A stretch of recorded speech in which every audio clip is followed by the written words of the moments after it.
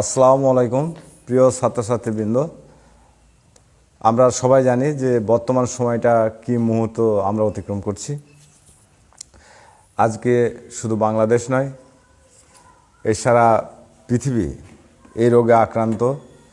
পৃথিবীতে প্রত্যেক দিনই হাজার হাজার মানুষ মৃত্যুবরণ করছে, নতুনভাবে আক্রান্ত হচ্ছে। অর্থাৎ আমরা খুব শোকের মধ্যে দিয়ে অতিক্রম করছি। সেটা হচ্ছে যাতে এই বিষাদময় পরিস্থিতিকে টেনে এনেছে, সেটা হচ্ছে কোভিড-19। এই জন্য সারা পৃথিবীতে প্রশাসন, প্রত্যেকটা দেশের প্রশাসন তারা শিক্ষা প্রতিষ্ঠানকে বন্ধ রেখেছে। এর ফলে শিক্ষা প্রতিষ্ঠান বন্ধ রাখার ফলে সে দেশের শিক্ষা ব্যবস্থা, বিশেষ করে ছাত্রছাত্রীরা বিশাল আকারের ক্ষতিগ্রস্ত হচ্ছে। একথা ভেবে আমাদের বর্তমান সরকার এই অনলাইনে ক্লাসের ব্যবস্থা নেওয়ার সিদ্ধান্ত নিয়েছে।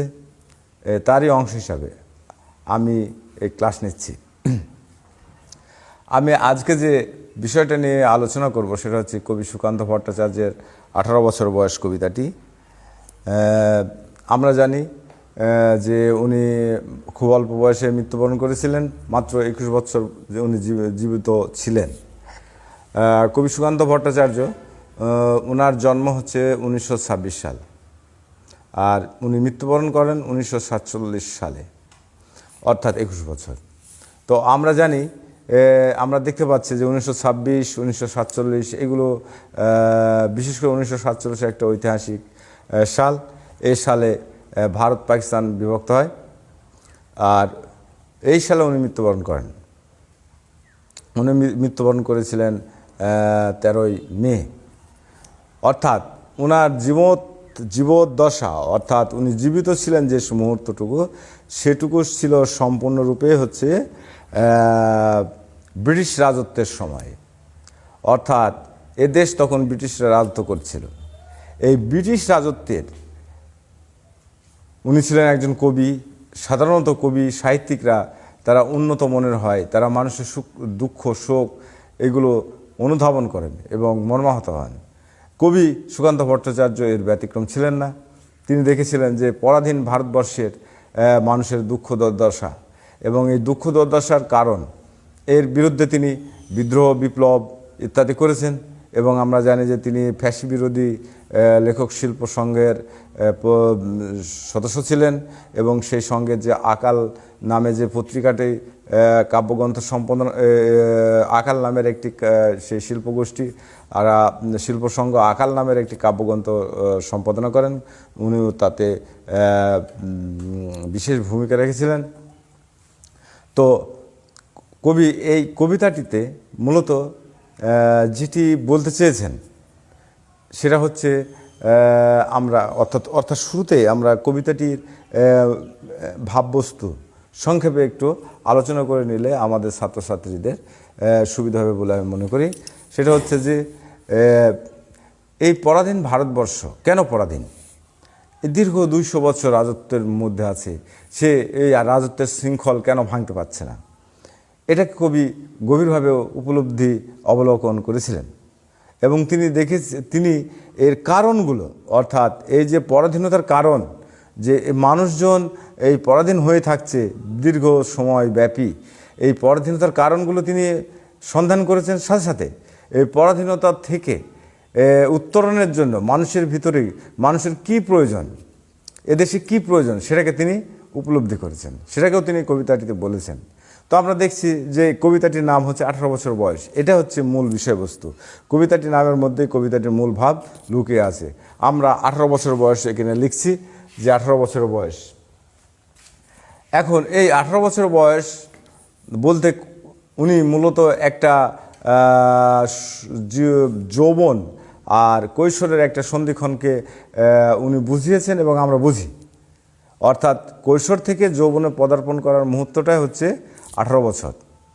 তো এই 18 বছর বলতে আমরা শুধু যে এই 18 বছর বলতে একটা নির্দিষ্ট বয়সকে কবি বুঝিয়েছেন, যে এটা কিন্তু নয়। কারণ কবিতাটির লাস্ট লাইন, শেষ লাইন, শেষ যে লাইনটা আছে, স্তবকটা আছে, সেটা আমরা পড়লে বুঝতে পারি যে এদেশের বুকে 18 আসুক নেমে। কবি চাচ্ছেন যে এদেশের বুকে 18 নেমে আসুক, অর্থাৎ এদেশের বুকে, অর্থাৎ এদেশের মধ্যে, অর্থাৎ এদেশে 18 অভাব আছে। অর্থাৎ আমরা স্পষ্ট বুঝতে পারছি যে 18 বছর বয়স বলতে কবি অন্য কিছুকে ইঙ্গিত করছেন। সেটা হচ্ছে কি, যে এই পরাধীন জাতি যে কারণে পরাধীন, সেই পরাধীন জাতি যে কারণে পরাধীন, অর্থাৎ যার অভাবে পরাধীন, যার অভাবে সে পরাধীন, সেগুলোকে তিনি অবলোকন করেছেন। যে জিনিসগুলোর অভাবে এ জাতি পরাধীন, সেই জিনিসগুলোর সমষ্টিকেই কবি এখানে 18 বছর বয়স বলেছেন। আমরা কবিতার লাইনগুলো পড়তে পড়তে এটা সম্পর্কে ক্লিয়ার হতে পারি, স্পষ্ট হতে পারি যে মূলত 18 বছর বয়স বলতে কবি কি বুঝিয়েছেন। এটা আমি যেটা বলছি এটার সাথে দান্দিকতা তৈরি হচ্ছে কিনা আমরা কবিতার লাইনগুলো পড়লে বুঝতে পারি। এখন আমি কবিতাটিতে পড়ার বিষয়ে যাচ্ছি। সেটা হচ্ছে যে 18 বছর বয়স, এখানে 18 বছর বয়স বলতে 18 বছর বয়স কি দুঃসহ, স্পর্ধায় নেয় মাথা তোলবার ঝুঁকি। অর্থাৎ 18 বছর বয়সটা হচ্ছে একটা মানুষের কাছে দুঃসহ বয়স। অর্থাৎ এই বয়সে মানুষের কাছে কি আসে, স্পর্ধা আসে। অর্থাৎ আমরা এখান থেকে একটা বৈশিষ্ট্য পেতে পারি, 18 বছর বয়সের বৈশিষ্ট্য একটা পেয়ে যাচ্ছে দুঃসাহসিকতা। এই লাইন থেকে, এই কয়েকটি লাইন থেকে আমরা পাচ্ছি যে দুঃসাহসিকতা হচ্ছে 18 বছর বয়সের একটা বৈশিষ্ট্য। 18 বছর বয়সে অহরহ বিরাট দুঃসাহসেরা দেয় যে উকি। এই 4টে লাইনের মধ্যে থেকে আমরা পাচ্ছি 18 বছর বয়সে নেই ভয়, পদাঘাতে চায় ভাঙতে পাথর বাঁধা। এই বয়সে কেউ মাথা নোয়াবার নয়, 18 বছর বয়স জানে না কাঁদা। অর্থাৎ এই বয়সটা মানুষের জীবনের একটা ঝুঁকিপূর্ণ জীবন। এই বয়স মানুষ সব কিছুকে ঝুঁকির মধ্যে দিয়ে এই বয়সে মানুষ সাধারণত অতিক্রম করে। এই বয়সে কেউ মাথা নোয়াবার নয়, অর্থাৎ ভয়হীনতা। এই বয়সের একটা বৈশিষ্ট্য। মাথা নোয়াবার নয়, নির্ভয়সী। সে কাউকে ভয় করে না, কাউকে কেয়ার করে না, সে কাউকে কোনো মিথ্যা অন্যায়কে সে প্রশ্রয় দেয় না। এ বয়স জানে রক্তদানের পূর্ণ, বাষ্পের বেগে স্টিমারের মতো চলে, প্রাণ দেওয়া নেওয়া ঝুড়িটা থাকে না শূন্য, সপে আত্মাকে শপথের কোলাহলে। অর্থাৎ এই 4টে লাইন থেকে আমরা দেখতে পাচ্ছি যে এই বয়স জানে রক্তদানের পূর্ণ, বাষ্পের বেগে স্টিমারের মতো চলে। অর্থাৎ গতিশীলতা এই বয়সের একটা বৈশিষ্ট্য। কিন্তু সেখানে আসে কি, স্পর্ধা আসে যেহেতু, এবং আসে কি গতিশীলতা, স্পর্ধা। এর ফলে এখানে আসে কি, মৃত্যু আসতে পারে। প্রাণ সপে আত্মাকে শপথের কোলাহলে, প্রাণ দেওয়া নেওয়া ঝুলিটা থাকে না শূন্য। প্রাণ দিতেও পারে, প্রাণ নিতেও পারে। অর্থাৎ মৃত্যু এ বয়সের একটা বৈশিষ্ট্য। 18 বছর পরের স্ট্যান্ডারটা হচ্ছে 18 বছর বয়স ভয়ঙ্কর, তাজা প্রাণে অসহ্য যন্ত্রণা। অর্থাৎ 18 বছর বয়সটা অসহ্য যন্ত্রণা থাকে। এই বয়সে প্রাণ তীব্র আর প্রখর। এই বয়সে আসে কানে আসে কত মন্ত্রণা। অর্থাৎ এই বয়সে অসহ্য যন্ত্রণা, অর্থাৎ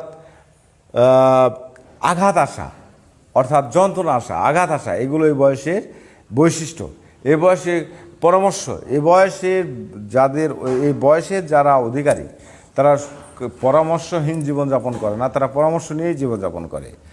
আর 18 বছর বয়স যে দুর্বার, পথে প্রান্তরে ছোটায় বহু তুফান, দুর্যোগে হাল ঠিক মতো রাখা ভার, ক্ষতবিক্ষত হয় সহস্র প্রাণ। অর্থাৎ আঘাত আসা এই বয়সের একটি বৈশিষ্ট্য এখানে এই স্ট্যান্ডার থেকে বোঝা যাচ্ছে। পরের স্ট্যান্ডার হচ্ছে 18 বছর বয়সে আঘাত আসে অবিশ্রান্ত, একে একে হয় জড়ো। এ বয়সে কালো লক্ষ দীর্ঘ শ্বাসে, এ বয়স কাঁপে বেদনায় থরথর। অর্থাৎ বেদনা, যন্ত্রণা এই বয়সের একটা বৈশিষ্ট্য। তবু 18 শুনেছি জয়ধ্বনি, এ বয়সের কিছু নেগেটিভ বৈশিষ্ট্য থাকতে পারে, কিন্তু পজিটিভ বৈশিষ্ট্য এ বয়সে বেশি। তাই কবি এ বয়সে জয়ধ্বনি শুনছেন। এ বয়স বাঁচে দুর্যোগ আর ঝড়ে, বিপদের মুখে এ বয়স অগ্রণী।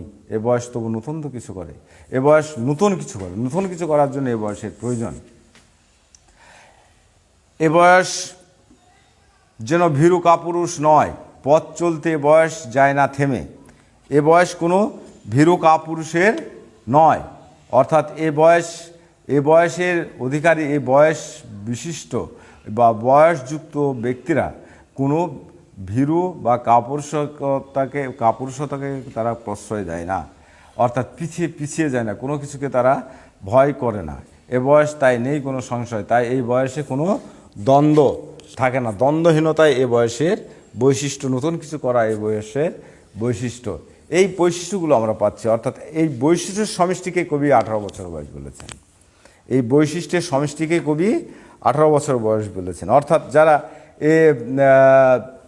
এই বৈশিষ্ট্যগুলো জীবনে ধারণ করেন তারাই হচ্ছে 18 বছর বয়সের লোক। কবি এদেশের লক্ষ্য করেছিলেন যে এই বৈশিষ্ট্যগুলো, অর্থাৎ দুঃসাহসিকতা, ঝুঁকিযুক্ত জীবন, ভয়হীনতা, স্পর্ধা, গতিশীলতা, মৃত্যু, পরামর্শ গ্রহণ করা, আঘাত আসা, নতুন কিছু করা, দ্বন্দ্বহীনতা, এই বৈশিষ্ট্যগুলো যদি এই পরাধীন ভারতবর্ষের মানুষের জীবনে, যুবকদের জীবনে যদি নেমে আসে, তাহলে এই দেশ অল্প সময়ের মধ্যেই স্বাধীনতা অর্জন করবে, এই পরাধীনতার শৃঙ্খল থেকে বেরিয়ে আসবে। এটা কবি মনে করেছিলেন বা তিনি বলতে চেয়েছেন। এখন এই বয়স একটা নির্দিষ্ট কোনো ব্যক্তির, অর্থাৎ নির্দিষ্ট ব্যক্তি বিষয়ের, ব্যক্তি বিশেষের একটা নির্দিষ্ট বয়সকে যে শুধু বোঝাচ্ছে তা নয়। এই বয়সটা যে কোনো ব্যক্তিকে বোঝাচ্ছে, যদি সে ব্যক্তির এই বৈশিষ্ট্যগুলো থাকে। সে ব্যক্তি যদি 60 বছর 80 বছরের হয়, তার ভিতরে যদি এই বৈশিষ্ট্যগুলো থাকে, সে হচ্ছে 18 বছরের একজন যুবক। এটাকে কবি আরও সুন্দরভাবে বোঝাতে চেয়েছেন। আর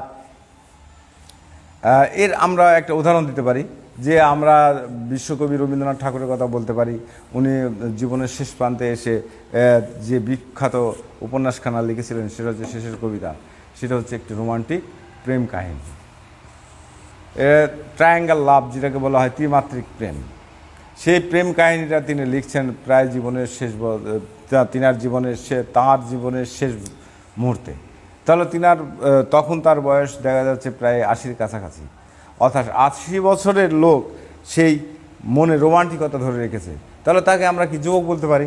ঠিক তেমনই ভারতবর্ষের প্রত্যেকটি লোক যদি এই বৈশিষ্ট্যগুলো তাদের জীবনে ধারণ করতে পারে এবং এই বৈশিষ্ট্যগুলো মতো চলতে পারে, তাহলে দেখা যাচ্ছে যে তারা এই ভারতবর্ষ অল্প সময়ের মধ্যে স্বাধীন হয়ে যাবে। এটা আমি বলেছি। এটাই হচ্ছে কবিতার মূল বিষয়বস্তু। এখানে 18 বছর, শুধু 18 বছর নিয়ে কবি যে 18 বছরের যুবক ছিলেন, সে 21 বছর বেশি ছিলেন, অর্থাৎ তিনি যে আর যুবক ছিলেন, সেই যুবকের জয়ধ্বনি করেছেন, যুবকের গুণগান করেছেন, শুধু তা নয়, তিনি এ দেশকে নিয়ে ভেবেছেন, এ দেশের স্বাধীনতা নিয়ে ভেবেছেন, এবং স্বাধীনতার কারণগুলো, স্বাধীনতা না পাওয়ার কারণগুলো তিনি দেখেছেন। এইগুলোর অভাবের কারণে ভারতবর্ষে স্বাধীনতা আসছে না। এইগুলো যদি ভারতবর্ষের বুকে নেমে আসে, তাহলে ভারতবর্ষ অচিরেই সমৃদ্ধশালী একটা রাষ্ট্রে পরিণত হবে। এইটাকে তিনি বোঝাতে চেয়েছেন। প্রিয় ছাত্রছাত্রীবৃন্দ, আজকের মতো আমরা 18 বছর বয়স কবিতাটি শেষ করলাম। এখন আমরা আগামী দিন ক্লাসে কি পড়াবো সেটা বলে নিচ্ছি। সেটা হচ্ছে আগামী দিন আমি যেটা ক্লাস নিব, সেটা হচ্ছে গদ্যাংশ থেকে 52 দিনগুলো, এবং লেখক শেখ মুজিবুর রহমান। এটা আমি আগামী দিনের ক্লাসে নেব। এই বলে আমি আমার ক্লাস শেষ করছি। আসসালামু আলাইকুম।